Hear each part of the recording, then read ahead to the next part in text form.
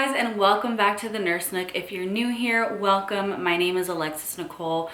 I'm currently a registered nurse and I make videos all about nursing, lifestyle, and wellness. So in addition to being a registered nurse, I also am currently in grad school. So I am currently a neonatal ICU registered nurse and I am in a master's program to become a neonatal nurse practitioner. So I was a nurse for a little bit over 4 years, working in a professional setting before I decided to go back to school. So the one thing about being out of school for so long is you forget how to be a student. So I had been out of college for almost 5 years now, and I had no idea how to be a student again. So in this video, I'm going to share some tips that I have learned and picked up along the way in my now 3rd semester of grad school that are helping me survive grad school. So the first tip that I'm going to share with you guys that has made such a huge difference in my studying is time blocking. Y'all, I am nothing without time blocking. I say this especially for people that are working professionals, and a majority of grad students are working professionals, people that have jobs, whether it's part-time, full-time, per diem, as you please, whatever it is. A lot of people in grad school are also working adults. That's something that's usually a lot different from undergrad. In undergrad, I didn't really have any jobs besides an occasional PRN job when I was in my last year of nursing school.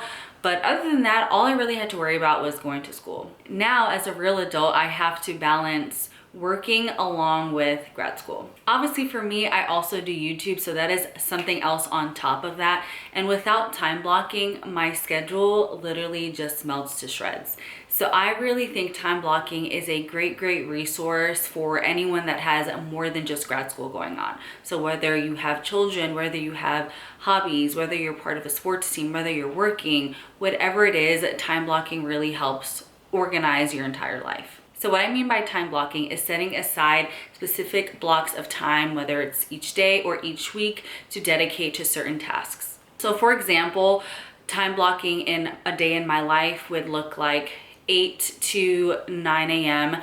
I'm going to read, I'm gonna have my me time, I'm gonna have my meditation time, I'm gonna have my quiet time, I'm gonna have my don't speak to Alexis time.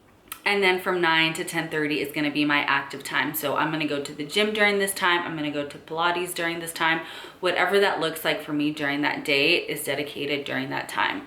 And let's say from noon to 2 p.m., I'm going to focus on strictly filming and editing my YouTube videos. That's all I'm gonna be doing during that time block. And let's say 4 p.m. till 7 p.m., I'm gonna focus on studying for an exam that week or doing homework.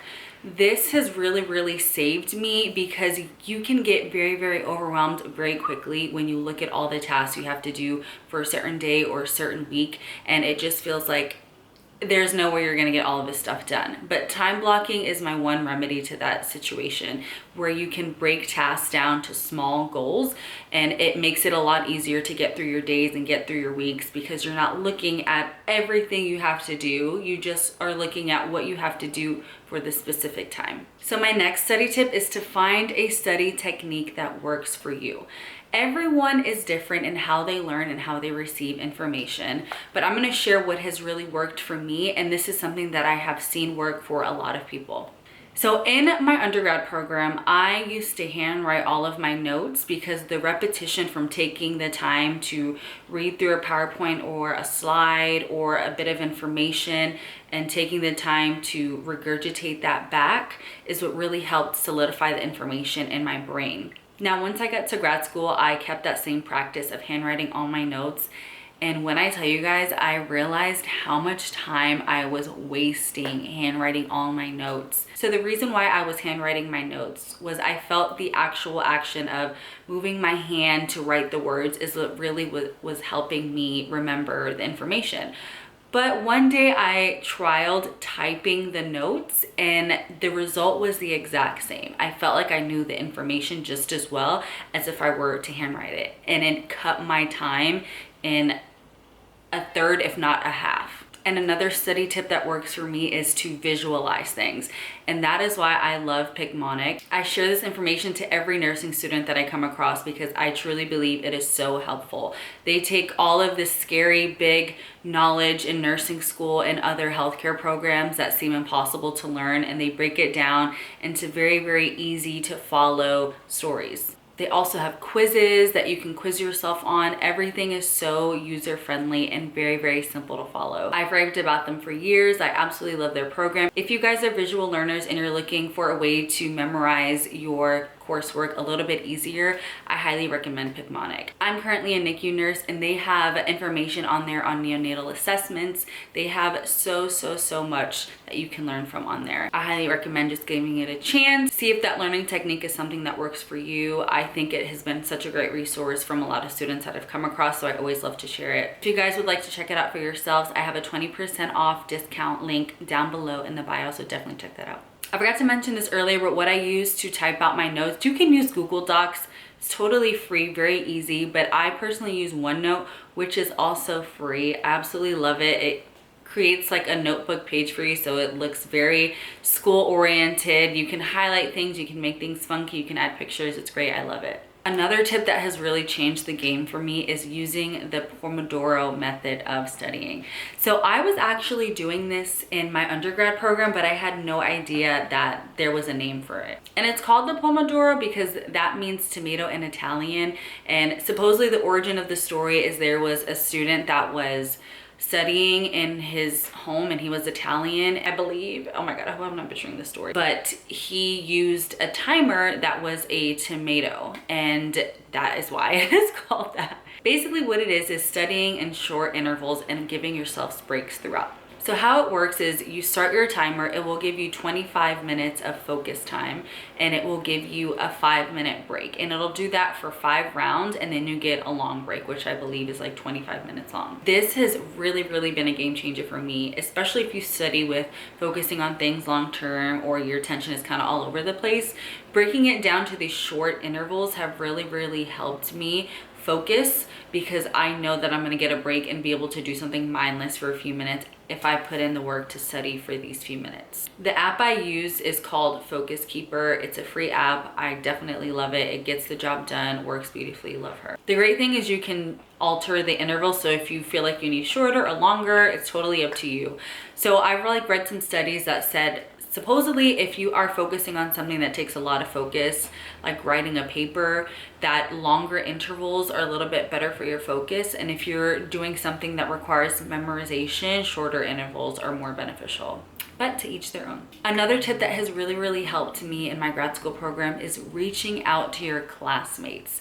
I know in grad school, a lot of times you are a working adult, you are getting stuff done on your own time.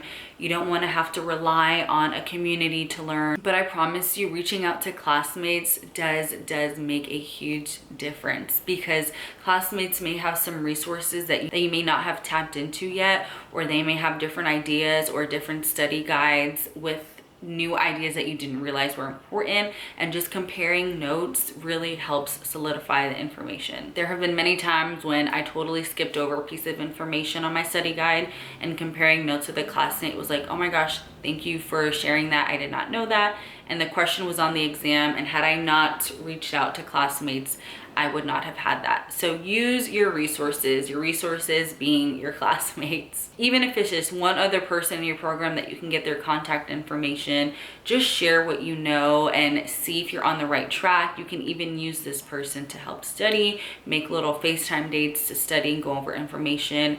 They are so helpful. My next tip is to set small goals. Sometimes when you're studying for an exam or have a big paper coming up, like I mentioned earlier, things can feel very overwhelming, and it's like, how in the world am I gonna get all of this information in my head, or how am I gonna get this entire paper done in a timely manner?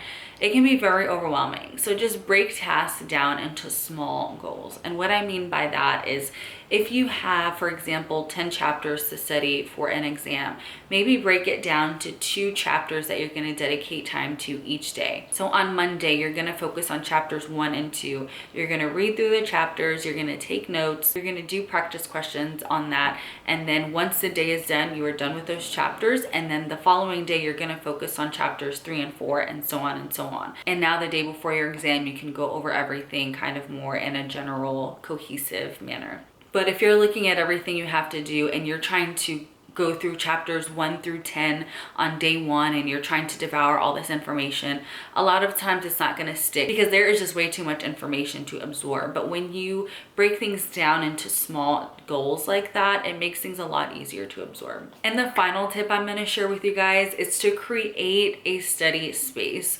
whether that's in your home or somewhere that you go, a coffee shop, a library.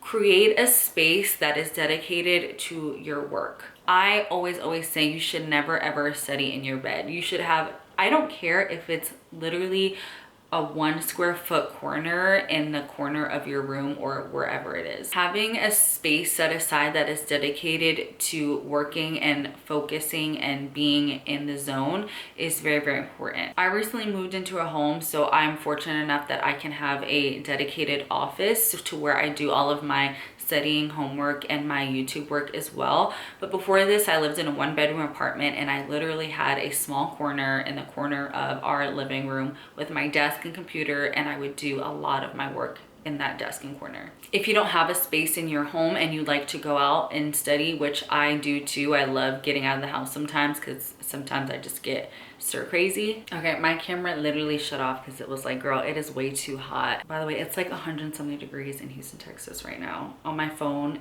there's literally an excessive heat warning. So I forgot where I left off, but I believe it was talking about having a study space. I know I really enjoy going to a coffee shop every once in a while. So if you're the type of person that cannot study at home and need to go somewhere, whether that's a library, which is free, or a small coffee shop, whatever it is, dedicate a space where you can just zone in and focus on whatever you have to do for that day. But that is my last tip for the video. I have so many more tips that I can share. If you guys want a part 2, let me know down below. Thank you guys so much for watching, and I'll see you in next week's video.